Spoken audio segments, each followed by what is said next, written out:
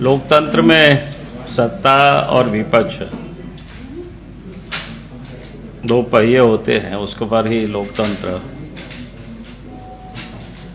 चलता है। जो सत्ता में होते हैं वो सरकार चलाते हैं, और जो सत्ता में नहीं रहते हैं, विपक्ष में होते हैं, सरकार को रचनात्मक सहयोग करते हैं। और सरकार अगर कहीं रास्ते से भटक जाए तो उसको रास्ते पर लाने की भी वो कोशिश करती है और उनको समय समय पर याद दिलाती है। ये डेमोक्रेसी का, लोकतंत्र का यही बड़ी खूबसूरती है।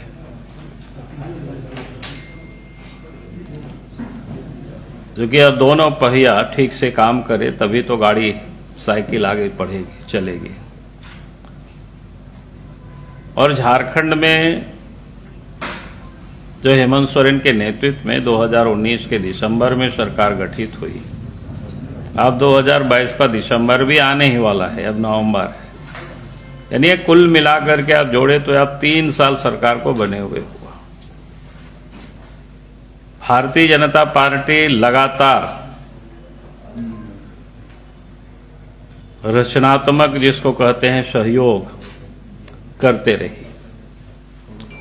कहीं सरकार अपनी राह से भटकते हुए हम लोगों ने देखा तो सड़कों पर भी हम सब लोग आंदोलन किए, या कभी कभी प्रेस के माध्यम से भी सरकार को हम लोग सचेत करते रहे, सूचित करते रहे। और आप सब लोगों के संज्ञान में है, हमने तो लगातार सरकार अच्छी ढंग से काम करे, सरकार से कहीं गड़बड़ी हो रही है, चूक हो रही है तो सरकार को हम हिदायत देते रहे, सरकार को हम पत्र भी हम लिखते रहे। ये अलग बात है, उस पत्र लिखना भी सरकार को अच्छा नहीं लगा। उसके बारे में भी आप सब लोगों ने देखा कि हमें तरह तरह के उसको गाली देते रहते हैं लोग। तब भी हम मानते हैं कोई बात नहीं, डेमोक्रेसी में सब होता है। वो भी हम लोगों के लिए, हमारे लिए एक ऊर्जा का काम करता है, ताकत का काम करता है। और पत्र ही नहीं लिखे, बल्कि हमने समय समय पर मोबाइल में भी, व्हाट्सएप में, या क्या कहते हैं, ट्विटर में, फेसबुक में लिख करके हमने मुख्यमंत्री को या संबंधित विभाग को भी हम उसमें टैग करते रहे। ये इसलिए हम टैग करते रहे ताकि सरकार के संज्ञान में सारी बातें आ जाए और सरकार ठीक प्रकार से काम करे। लेकिन वो भी उन लोगों को अच्छा नहीं लगता है। लेकिन उनको अच्छा लगे अथवा ना लगे ये हमारा विषय नहीं है, हमारा ये धर्म है यार, हमारा ये दायित्व बनता है अपोजिशन में रह करके। भारतीय जनता पार्टी अपोजिशन में है तो हम लोगों का दायित्व बनता है, धर्म बनता है, राजहित में है भाई सरकार को उससे आगाह करते रहना। अगर आप सबको 2-3 घटनाओं की हम जरूर उल्लेख करना चाहेंगे। आप सब याद करिए, आज जो लोग उनके विधायक प्रतिनिधि वगैरह जो जेल में बंद है, या बिचौलिया कहिए, कोई दलाल है, या क्या संबंध है उनसे, ये तो हेमंत सोरेन ही बताएंगे। मैं उस पर आगे जाने से पहले मैं ये कहूंगा कि आप सबको ध्यान में होगा, जब उनके विधायक प्रतिनिधि की गिरफ्तारी हुई और ईडी ने चार्जशीट दाखिल की, और उस चार्जशीट में साहेबगंज से, मतलब इलीगल जिसको कहते हैं, उत्खनन हुआ तो 1000 करोड़ का उन्होंने उल्लेख किया है। मैंने इसलिए इस बात को उल्लेख कर रहा, आप सबको ध्यान में होगा, 1.5 साल पहले, शायद आप 2 साल हो रहा होगा, अभी याद नहीं है बिल्कुल तारीख, आप सब लोग उसको देख लेंगे। हमने हेमंत सोरेन जी को पत्र लिखा था, और चूंकि झारखंड से बिहार को पत्थर जाता था तो बिहार के मुख्यमंत्री को भी हमने पत्र लिखा था। और हम लगातार राज्य में प्रवास करते हैं, दौरा करते हैं, तो जानकारियां मिलती रहती है, लोग आते हैं, आकर के भी लोग बताते हैं किस प्रकार से वहां इलीगल, अवैध उत्खनन हो रहा है पत्थर की, और उसकी ढुलाई जल मार्ग से ही हो रहा है, ट्रेन से भी है और सड़क से भी है। सड़क मार्ग से किस प्रकार से हो रहा है वो हमारी बात छोड़ दीजिए, उन्हीं के विधायक लोविन जी ने भी आवाज उठाए थे, विधानसभा में भी आवाज उठाए थे। और हमने जो पत्र लिखा था, हमने कहा था कि भाई यहां से किस प्रकार से इलीगल जहाज से पत्थर को पार कराया जाता है। एक तो जो चिन्हित किया हुआ जो घाट है उससे छोड़ करके दूसरी जगह से जो शॉर्टकट रास्ता जिसको बोलते हैं अपना करके, फिर जो नियम था कि सूर्यास्त से सूर्योदय तक अर्थात रात में शाम से सुबह तक उस जहाज नहीं चलेगी, लेकिन 24 घंटा उसको चलाया जाता था। फिर हम सब लोगों को पता है कि कोई भी गाड़ी, कोई भी व्हीकल्स होता है, चाहे वो जहाज हो, चाहे पानी जहाज हो, चाहे हवाई जहाज हो, चाहे ट्रेन हो या बस हो या छोटी गाड़ी हो, हम सब लोग गाड़ी में चढ़ते हैं, मोटरसाइकिल उसमें भी है कि भाई कितने लोग उसमें सवारी चढ़ सकते हैं, कितनी वजन लेंगे, सब चीज लिखा हुआ रहता है।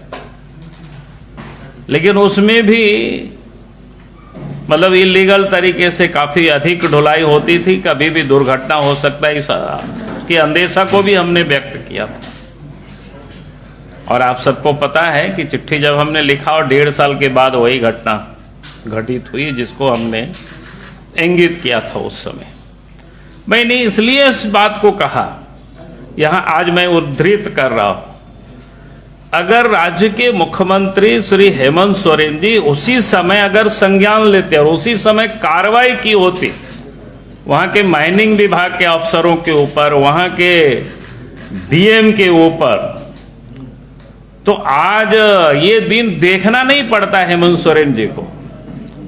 लेकिन उन्होंने कुछ भी संज्ञान नहीं लिया। उनको लगा कि शायद हम कोई सड़क छाप या ऐसे ही कोई जाते, हम तो कहते हैं सड़क छाप भी लोग होते कोई, भाई उनकी भी पात्र संज्ञान लेना चाहिए, सरकार को देखना चाहिए। जो व्यक्ति चिल्ला रहे हैं, जो व्यक्ति पत्र लिख रहे हैं, उस बारे में देखना चाहिए कि भाई सच्चाई क्या है, उस पर जांच करानी चाहिए, लेकिन कुछ नहीं कराए। आप सब लोगों का और ध्यान में होगा, हमने कई एक दफा उस सारी चीजों को ट्वीट भी किया, बोलते भी रहा हूं। 2 बार पुलिस उपाधीक्षक यानी डीएसपी स्तर के पदाधिकारियों का ट्रांसफर होता है और उसको विलोपित भी किया जाता है। तो हमने कहा था कि भाई हम तो राज्य के मुख्यमंत्री रहे हैं, हमको पता है कि ट्रांसफर किस प्रकार से होता है, क्या प्रोसेस होता है उसमें से। निश्चित रूप से अगर पुलिस विभाग का ट्रांसफर होता है इधर से उधर, तो अगर इंडिविजुअल फाइल तैयार होता है तो डीजी फाइल तैयार करते हैं, डीजी फिर होम सेक्रेटरी को भेजेंगे, फिर होम सेक्रेटरी के से चीफ सेक्रेटरी के पास जाएगा, चीफ सेक्रेटरी फिर क्या बोलते हैं विभाग के जो मंत्री होंगे, यहाँ तो विभाग और मुख्यमंत्री दोनों वही थे, तो वहां विभाग के मंत्री के पास जाएगा। अगर विभाग और सीएम अलग अलग होंगे तो फिर सीएम के पास फिर जाएगा, उसके बाद विभाग के मंत्री के पास, और फिर जब हस्ताक्षर हो जाएगा तो फिर उसी रूट से वापस फिर गृह विभाग को लौटेगी और वहां फिर नोटिफिकेशन वहीं से जारी हो जाएगी। एक तो ये रास्ता है, या फिर सभी अफसर सभी यानी मुख्यमंत्री डीजी को भी बुला लेंगे और होम सेक्रेटरी को भी, चीफ सेक्रेटरी को भी, एक साथ बैठ करके फाइल वहीं तैयार किया, सबका वहीं दस्तखत हो गया और फिर होम सेक्रेटरी जा करके उसको नोटिफाई कर देंगे। 2 ही रास्ता था। लेकिन जब नोटिफाई होने के बाद अगर पूरे के पूरे ट्रांसफर को ही विलोपित किया जाता है तो इसका अर्थ है कि इन लोगों के इतर भी कोई सत्ता काम करती है जो इन लोगों से भी प्रभावशाली है, जिसको आप बिचौलिया कह सकते हैं, दलाल कह सकते हैं, जो भी कह सकते हो। हमने उस वक्त भी इन सारे बिंदुओं को मैंने उठाया था सवाल कि भाई इस प्रकार से अगर सरकार चल रही है, इसका मतलब मुख्यमंत्री लाचार और बेबस जिसको बोलते हैं है, और मुख्यमंत्री के इतर कोई बैठ करके लोग सत्ता को संचालित कर रहे हैं, और तभी इस प्रकार का काम होता है, नहीं तो फिर हो ही नहीं सकता है। तो मैं कह रहा था कि भाई अगर हमने इन सारी चीजों की उस समय भी आवाज हम उठाते रहे कि भाई ये गलत हो रहा है और मुख्यमंत्री को संभल जानी चाहिए, लेकिन मुख्यमंत्री लगता है कि सारे कुछ उन दलाल और बिचौलियों के हाथों ही छोड़ रखे हैं। अब उसका परिणाम आप सब देख रहे हैं क्या हो रहा है। और अब जब सब लोग पकड़े जा रहे हैं, लोग जेल जा रहे हैं, उनसे पूछताछ हो रही है। अब स्वाभाविक है, क्योंकि ये सारे लोग, इतनी सारे जो गड़बड़ी हुई, आपने देखा कि एक दलाल के घर में दो AK-47 मिलता है। तो भाई अगर जो सीएम की सिक्योरिटी में जो कांस्टेबल जो पदस्थापित है AK-47 के साथ, उस कांस्टेबल कि AK-47 एक दूसरे व्यक्ति के यहां कैसे मिलेगा? अगर वो मिलता है तो या तो गलत है, या तो ये गलत है, या तो वो गलत है। इसका मतलब है कि मुख्यमंत्री से भी ये लोग प्रभावशाली हैं, अपने ढंग से सत्ता को चलाना चाह रहे और चला रहे। तो इसका कीमत तो मुख्यमंत्री को चुकाना ही पड़ेगी, उसकी जवाब तो उनको देना ही पड़ेगा। और आज आपने देखा कि जब ईडी ने उनको सम्मान किया, पूछताछ के लिए उनको चिट्ठी भेजा, तो उनको बड़ी तकलीफ हो रही है। अब वो कह रहे कि भाई हम आदिवासी हैं। भाई आदिवासी हैं तो आदिवासी को झारखंड को लूटने की उनको कोई लाइसेंस तो नहीं मिला है। उनको सरकार चलाने का लाइसेंस भी जनता ने उनको दिया है, मैंडेट। अब सरकार चलाइए। ये जितनी जो प्रॉपर्टी है, प्राकृतिक संपदा है, सरकार तो एक कस्टोडियन होता है, उसको ठीक प्रकार से आप चलाइए। लेकिन आप अगर इसको लुटाइएगा तो फिर भारतीय जनता पार्टी चुप नहीं रह सकती है, आंदोलन करेगी, जनता भी चुप नहीं रहेगी। अब उनको आदिवासी याद आ रहा है। भाई कौन से आदिवासी? लूटा तो इन लोगों ने। कौन लूटा है? उन लोगों का नाम आप सबको पता है, कौन कौन लोग जेल में है, कौन सा वो गरीब है। तो ये जो आज इस प्रकार की स्थिति, और उसके बाद आप देख रहे होंगे कैसे धमकी दे रहे हैं। तो मुझे लगता है कि हेमंत सोरेन जी को कानून का पालन करना चाहिए। और ये जो धमकी देना कि भाई कोई जुलूस प्रदर्शन करेगा, देखना कौन है वहां पर बैठे, उसके हम ये करेंगे। भाई हर कोई जानता है कि 3 वर्षों से क्या कर रहे हैं, किस प्रकार से। और हमने यही बात बार बार हम कहते रहे, भाई जिसका काम था, पुलिस प्रशासन का काम था अपराधियों को पकड़ना, गलत कर रहे हैं उसको पकड़ना, उसको सजा देना। लेकिन ये काम ना करवा करके इनको टूल की तरह यूज करते थे। सरकार के विरोध में अगर कोई आवाज उठा रहे हैं, उनके ऊपर तरह तरह के केस में उसको फंसा देना। किसी से छुपा हुआ नहीं है, चाहे देवघर हो, चाहे रांची हो, चाहे संथाल प्रकरण हो। हम तो एक एक केस, चूंकि यहां मैं उन केसों की मैं अभी उल्लेख नहीं करना चाहता हूं, जब मौका मिलेगा तो मैं जरूर उल्लेख करूंगा। भाई जिन लोगों ने सरकार को लीक करके देते हैं, थाना को लिख के देते हैं, सीओ को लिख करके देते हैं, डीसी को लिख करके देते हैं, ये गड़बड़ी हुआ है, उस पर कार्रवाई नहीं करते। कार्रवाई बल्कि उन लोगों के ऊपर जो कंप्लेनर होते हैं उनके ऊपर तरह तरह के केस करके उनको फंसा देना, चाहे वो जेल में डाल देना। ये काम हो गया फितरत इनका। भाई अब ये बहुत दिनों तक नहीं चलेगी। और लोकतंत्र में जो कानून है उसका हर किसी को सम्मान करना चाहिए।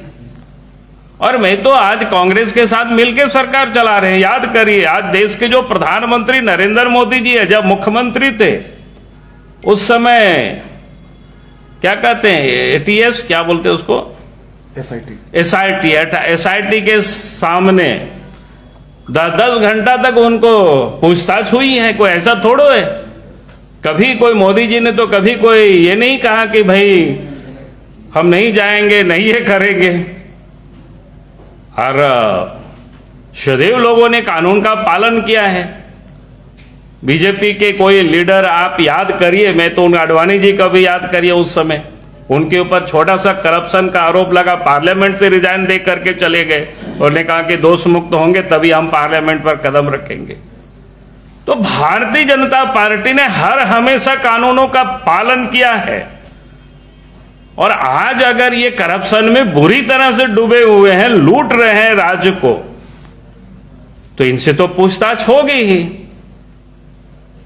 और हमने तो कहा कि भाई हमने जब पत्र लिखा मुख्यमंत्री को, हम तो कहते हैं कि भाई ईडी को पूछना चाहिए इनको, भाई अगर हमने 1.5 साल पहले पत्र लिखा था कि साहेबगंज गंगा में किस प्रकार से वहां पर पत्थर का इलीगल माइनिंग हो रहा है, आखिर इन्होंने मुख्यमंत्री ने कार्रवाई क्यों नहीं किया?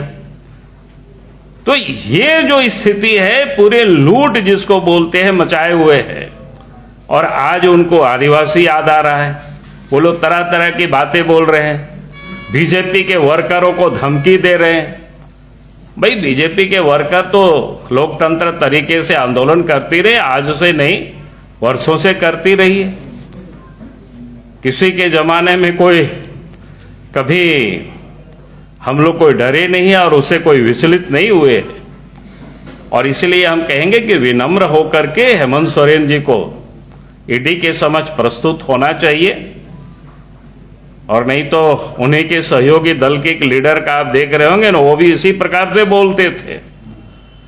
उसका हस्र अभी तक वो जेल यात्रा, जेल से अंदर जेल से बाहर, यही होते रहता है, अंदर बाहर।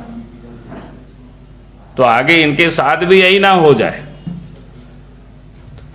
तो इसलिए आज जो जिस ढंग से उन्होंने धमकी दे रहे हैं, तो हमें लगता है कि लोकतंत्र की मर्यादा से वो बाहर जा रहे हैं। भाई इसको ध्यान रखना चाहिए उनको। भाई संवैधानिक के पद पर बैठ करके अगर ये आह्वान करना, तो उन लोगों को सूची बनाना, उनको चिन्हित करना। भाई सूची बनाना क्या, हम ही लोगों को कह दे कि भाई कौन कौन लोग कहाँ रहे, हम ही लोग वीडियो बना करके भेज देंगे सीएमओ को। कौन सी उसमें बड़ी बात है? आजकल तो सब मीडिया वालों तो सब जगह रहते ही हैं। अब 7 तारीख से हमारा सारे ब्लॉकों में धरना प्रदर्शन होने वाला है। अब उतना इनको काहे मशक्कत कर रहे हैं अपने वर्करों को? मीडिया वालों से ही मंगा ले, सब लोग तो दिखाते ही हैं सूची। और आप लोग भी कहेंगे कि इस बार आप लोग थोड़ा सा धूम धड़ाका से अखबार में भी छापिए, ताकि हेमंत सोरेन के पास रोज पहुंचे हम सब लोगों का फोटो, हमारे वर्करों का फोटो, देखेंगे वो क्या करते हैं कार्यकर्ताओं को।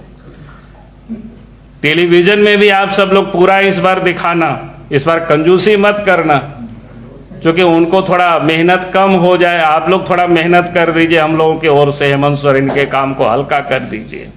हम इसलिए आज आप लोगों को हमने बुलाया है।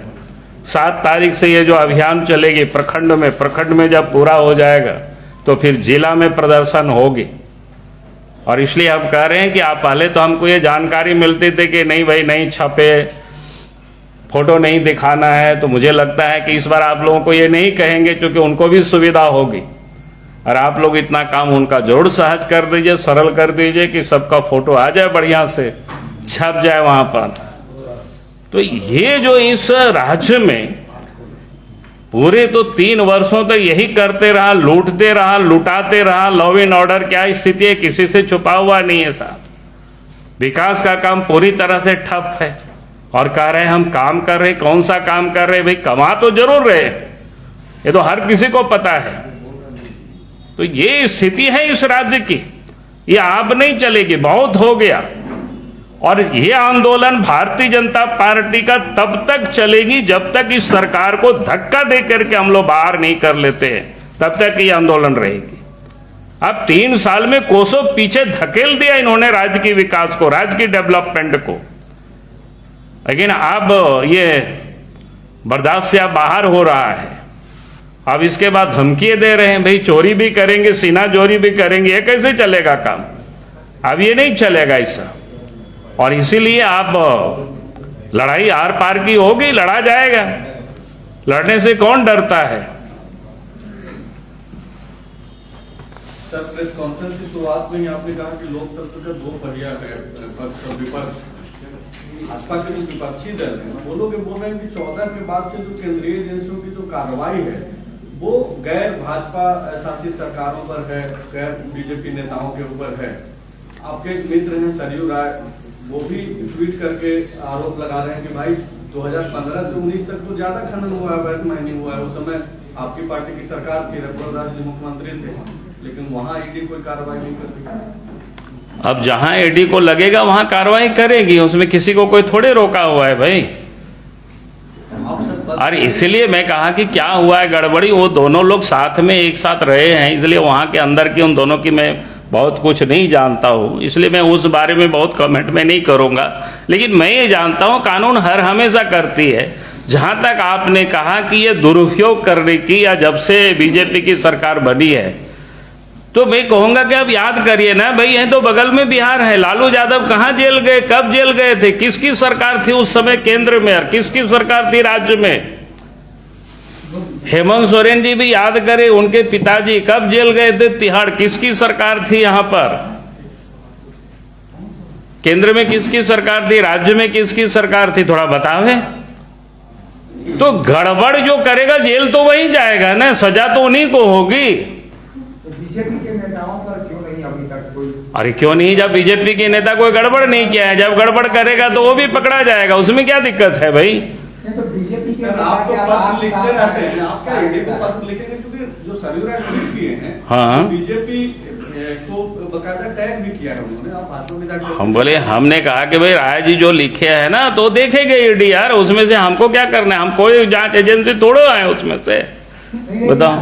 कहा जा रहा है कि आप लोग उसको संचालित करवा रहे हैं। हम लोग काहे को संचालित करेंगे भाई, हम तो इसीलिए ना बताए ना, यही तो मैं कह रहा हूँ ना। बाद में होती है और पहले सूचना निशिकांत। अरे बाबा मैं क्या कह रहा हूँ, हम तो जान रहे हैं ना, अगर इतना गड़बड़ गए, कल पूछेगा हमारा पत्र लेकर के तो बोलेंगे कि भाई आपके पत्र लेकर के पूछ रहा था ईडी वालों ने, तो हम तो लिखे ही हैं, और लिखे हैं तो पूछेगा ही गड़बड़ है तो, इसमें क्या दिक्कत है? जहां तक आपने कहा दुरुपयोग की, तो मैं यही कह रहा हूं ना।